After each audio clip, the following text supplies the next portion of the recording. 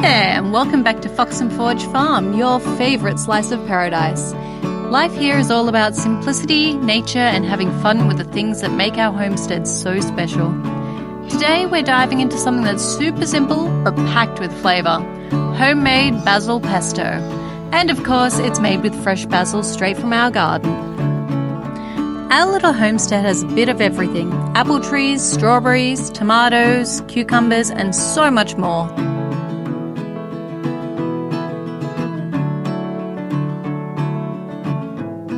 Good morning, I'm Sarah from Fox and Forge Farm, and this morning I have a ton of basil that I need to harvest. So we are going to be making basil pesto today, which is going to be delicious. My family absolutely loves eating it, particularly eggs on toast with basil pesto. So good. So let's get to harvesting some of this. These little leaves one. These ones have the most smell. They've got the most smell. Those are flowers. Wow, that's a lot of basil we've got so far. This one has a caterpillar in it.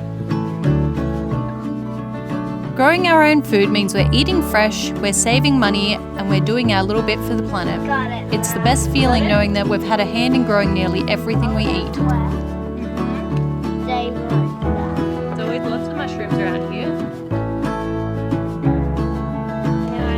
Can I put these in your basket?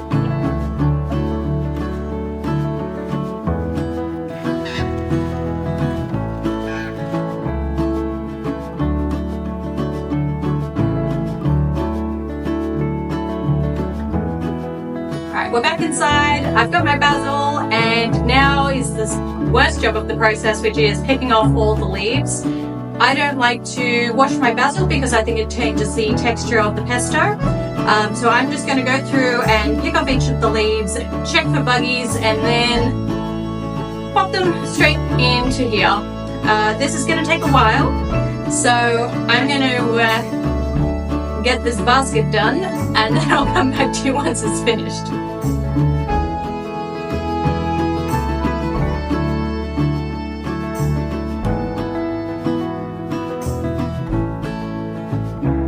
Okay, that took a while, but I'm ready to start the pesto.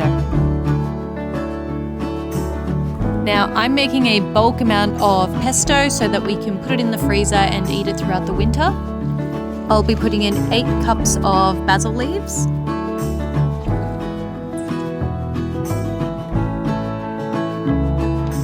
1 teaspoon of freshly ground salt and pepper, 6 good-sized cloves of garlic. We love garlic in this house, so I always like to add a little bit extra.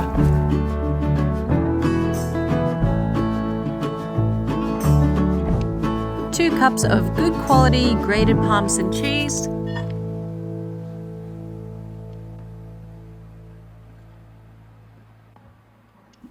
2 cups of virgin olive oil. Next is the pine nuts. I put in 1 cup, and I also had to use some peanuts in there as well because I ran out of pine nuts. Good thing I plan ahead for these recipes. Well, screw you too. My fry pan was not behaving here, so that might account for the next section where I completely forgot to turn on the camera when I blended everything together. So I guess let's just pretend that you saw me blend it all together. Ta-da! This is a piece of venison backstrap that my husband went hunting last weekend, and he brought this home. So we are going to cook that up. But first, I'm going to marinate it in the basil pesto that we just made together. And then, once it's marinated, and later this afternoon, I'm going to start up our barbecue and cook it over the coals. Give it that really nice smoky flavour that I think will be delicious with this basil pesto. And who knows, maybe we'll make a pomegranate salad as well. Whew, so exciting. Damn, that looks good. It smells so good as well.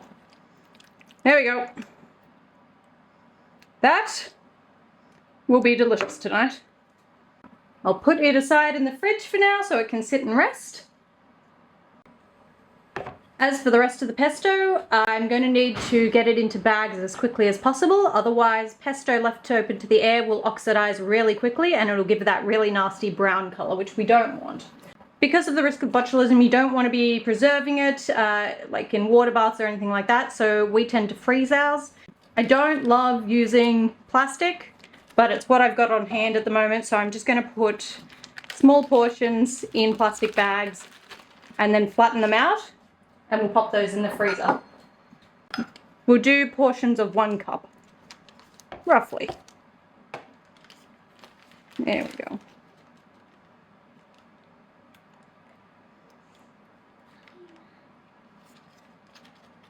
I love you too, Bear.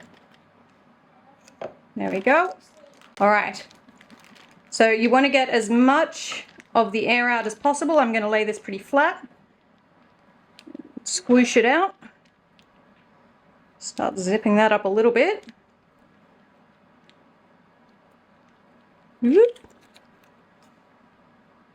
All right. That's pretty good. There we go. It's as simple as that. I'm going to label and date it and pop it straight in the freezer. So while we're waiting for the meat to marinate this afternoon, the kids and I decided to take a little break from the kitchen and step outside. And, well, what better way to pass the time than a good old adventure? We all hopped over the fence into the neighbour's yard where their big, beautiful oak tree stands. It's just stunning. The kids are on a mission, acorn collection. They were excited to craft little acorn men later on, and let me tell you, their imaginations were running wild. So we set off, baskets in hand, and started gathering the fallen acorns. Each one felt like a tiny treasure, and we had a lot of fun picking out the perfect ones for their little creations. As we wandered, we couldn't help take in the beauty around us. The sun was starting to dip lower in the sky, casting a warm golden glow on everything. We meandered through our veggie patch, which is really starting to come alive with the season. There's something so peaceful about growing your own food, and the kids love helping out, even if it's just checking on the tomatoes or picking a fresh cucumber for snack time. From there, we made our way into the orchard, our little food forest in the making. It's still young, but every day it feels like it's growing stronger and more abundant. The apple trees are starting to show some promise, and the smell of fresh herbs fills the air. There's something so grounding about spending time here, feeling connected to the earth and seeing hard work paying off, even in small ways. Sustainability is such a big part of our lives now, and moments like these remind me of why we chose this path. It's not just about growing food, it's about nurturing this lifestyle that teaches our kids the value of patience, creativity, and caring for the land. And honestly, seeing them get so excited about crafting little acorn men just makes me smile. It's these simple everyday moments that really make a homestead feel like home. While the kids were busy crafting their little acorn men, I slipped into the kitchen to start cooking up something special for dinner. Our homemade Basil Pesto venison backstrap, paired with roasted potatoes and refreshing pomegranate salad. There's something so comforting about the aroma of fresh basil filling the air, the crackling of potatoes in the oven and the vibrant pop of the pomegranate seeds. Everything just feels so warm and rustic. It's the kind of meal that brings everyone together, not just around the table, but in the heart too. It's these simple, joyful moments that make life feel so beautiful, you know? Cooking, crafting, laughing together, it's the stuff memories are made of. If you enjoyed this glimpse into our little world, feel free to like, follow, and subscribe. We'd love to share more of our life with you. Thanks for being here.